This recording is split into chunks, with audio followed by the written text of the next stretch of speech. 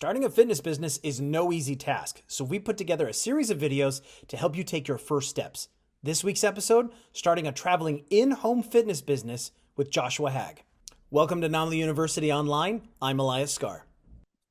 Josh, thanks so much for taking the time today, man. I'm very excited to have you on and share essentially everything you know with our audience. Everything you know condensed into about 10 minutes. So introduce yourself to the audience. Tell us what you do and what your model is. So, Elias, Joshua Hagg, right? I'm the owner of Heroic Performance.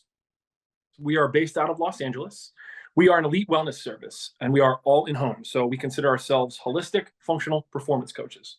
And I've put together basically a system or a team of wellness coaches all over LA. We are fully in home. We do not have a brick and mortar, and we offer basically a full circle wellness solution for needs. So physical therapy, sports performance. We have a nutritionist on staff. I've got a life coach for those who need help. We've got body work, massage therapists. We've got youth as well as adult, both sports performance as well as Gen Pop fitness. Basically, you need it, we do it, and it's all in the name of kind of that holistic viewpoint in terms of the best version of yourself, as cliche as the sentence has become. No, I think that's great. I've seen so many business owners try to do this like all-inclusive model, right? Where you have a brick and mortar store and you got your PTs, your life coaches, your nutrition people, your trainers and coaches. And I have yet to see somebody really pull it off successfully.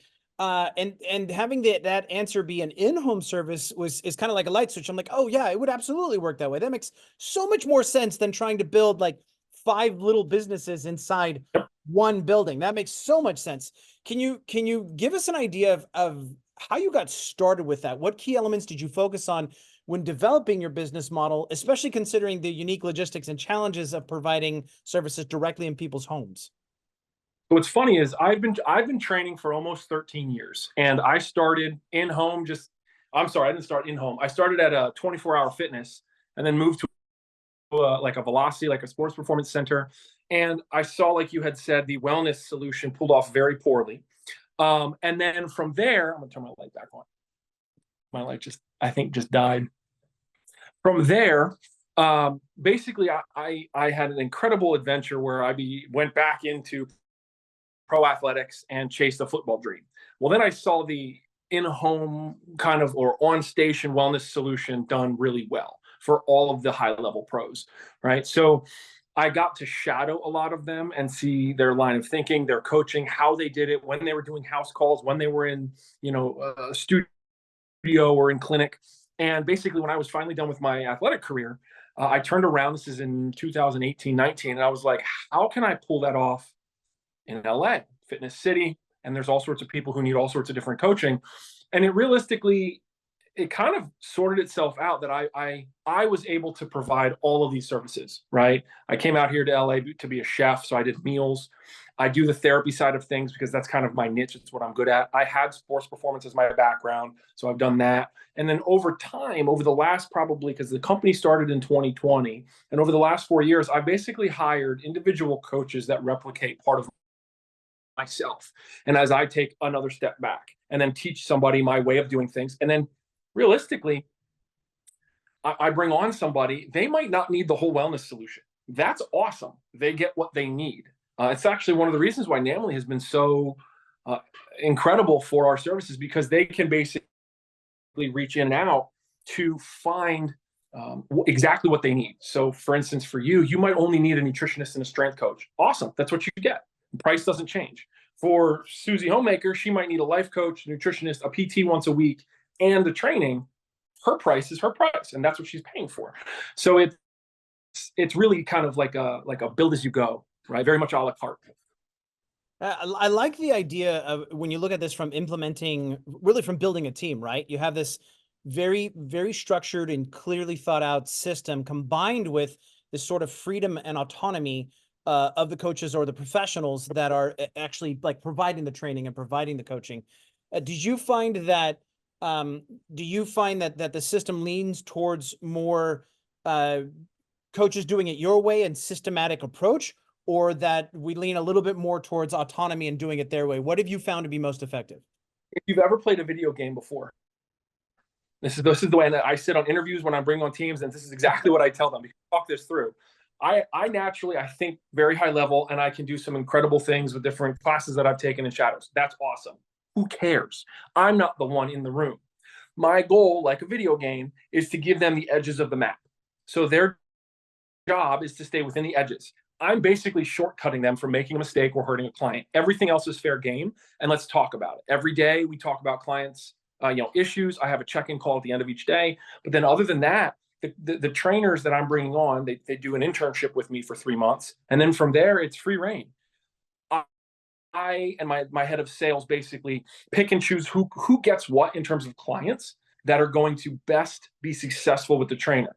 So the client success is first, and then trainer success is second, drive time is third. So, I might have a fantastic girl who needs a client, but if you don't want that, or she doesn't have the knowledge to fix your shoulder, I don't give her to you, right? So there's a bit of placement in terms of coaches that make them successful. But then on the other hand, I create basically a ring and I say, don't go outside this ring. Everything else is fair game. And it's a very lenient ring, so to speak. It sounds like it's working. I mean, it's obviously working in the way that's put Really, together. So I think most important, like, a great team is made up of the individuals. It's not one person that makes the team. So the more you can get people contradicting one another and thinking broadly, tools in a tool belt. This person might be great at this modality and brings this kettlebell, blah, blah, blah, great. And it contradicts that person, but they're really good at this. Well, all of a sudden, their brainchild is this incredible way of treating the body. And so I think we as a team, as well as myself, thrive on that individuality, as long as it's still paddling in the same direction as the overall ship. I think that's a powerful tool in building a team in that it allows specialists to really double down what they're good at and allowing you to delegate the other things or pass on to the other parts of your team to do the other things that you may not be great at, allowing you to get even better at what you do best. Yep. So tell me about bringing on prospects. I mean, what have you found most effective for acquiring new clients, building trust, especially since your services are delivered in the personal space of clients' homes? I mean, we're talking about like privacy and safety. How do we prioritize all of that in order to get your message out to potential clients? What do you mean in terms of how do we price? So I need to understand your question better. You're asking how do I find clients? Let me ask a better question. So the first part of the question is, with everything that goes into training at home, the other challenges that might be unique, whether it's safety or privacy or scheduling or whatever the case may be, when it comes to looking for the right prospect that fits that bill, can you give me an idea of who the right prospect is for this kind of business? Who's the right demographic, with all those considered, for this kind of business? I realistically would always talk, our target demographic is going to be 35 to 55-year-old. Now, because of my diversification of coaches, I say men and women. I naturally coached more women when I first started, but I'll now say men in terms of our niche. But realistically, again, the diversification of coaches allows me to take on different injuries and issues. But if it was just one person and I'm coaching somebody, I would naturally say pick one demographic that you're very comfortable with. And it's a very open conversation on the phone. I always start with a phone call and then move to a free first session for myself that I bring the coach with me. We have an interview. It's never training right off the bat. And I do a very in-depth interview along with a movement assessment. With that, it's just relaxed. We're not in a gym. We're sitting chit-chatting. And it's a situation where it's just one-on-one, getting to know the person in front of you. And I also, at that time, and I'm very upfront about it on the phone, I'm choosing whether or not I'm going to train you in this interview. It's not the other way around. Like, it's great that the client is coming in and they have money and hell, we're growing a business here, but I will not take someone on that I don't believe I can help or the team can help. I'll refer you to a network that I have here in Los Angeles. So it's something where, again, client success is first. So as long as you keep that as your forefront, you never can have an issue in terms of safety or you're coming home, their success is first. If they're not comfortable with it, meet at a park, go get coffee, right? Get to know you and understand that you're just here to help people. But I never have that problem coming off of the phone, because I think in my tone, when I talk to people in that sales call situation, they can tell how much I love what I'm doing and I love helping people. So it's kind Passion of goes a there. long way, and I think that speaks a lot as well to your that mindset of approaching from a high level of integrity, of just having that open, honest conversation, and that combination of passion and integrity and professionalism, like that's all the right ingredients for success. We're talking about that type of demographic, having spent time in both environments, what do you find the difference between a brick and mortar prospect versus an in-home prospect? Is there a lot of overlap, or are they really quite different? So what's really cool is before COVID, I was very brick and mortar with a little bit of in home. And COVID, and I know it hit some people hard, did really well for the in home businesses. After we've come out of COVID, people I think for a long time have been very afraid to go back to a gym, but at the same time, a lot of them found success or found the potential for success outside of a gym. Hmm. So usually what we'll see is we'll start with somebody in that setting, and then we'll get to a point where there's a ceiling. Because let's face it, I can only carry so many kettlebells. I can only carry so many ropes. And for the normal person, we might be able to make do, but there becomes a ceiling. And what we end up doing is we go lift with the person, just like I'd lift with my brother or I'd take my mom. We go lift with them at the gym. And we do some in brick and mortars, and I pay for gym memberships. I have 4, and I go and work out with my buddy. It happens to be their program. I'm not standing over them training them like a traditional trainer, and we just work out together. And what's funny is people absolutely love it because they get like a lifting buddy now. It's an accountability buddy. They're showing up, you're chumming with them, music's on. It's the same training, the same mind behind it, the programming. They get all of the access to the company, and then it kind of is a little bit of a gym setting. So it's like a hybrid, but always respectful of the gym. I never scout clients or trainers. We're always very responsible in terms of you're here to work out with your person, just like I'm working out with my brother, and then you leave at the end of the day. That seems to me like that was actually leading into my next question, was to talk about retention and how do you keep clients long term with having some of the limitations of not being able to bring a squat rack over to Mrs. Johnson's house.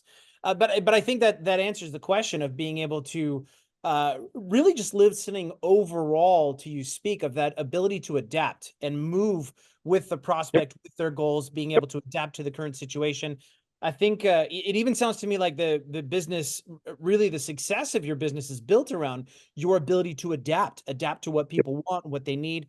That's really, really powerful. Is there anything additionally you'd like to add when you're thinking about retention and keeping these people long term? What would you say that is that last piece that just keeps people, keeps your members essentially wanting more?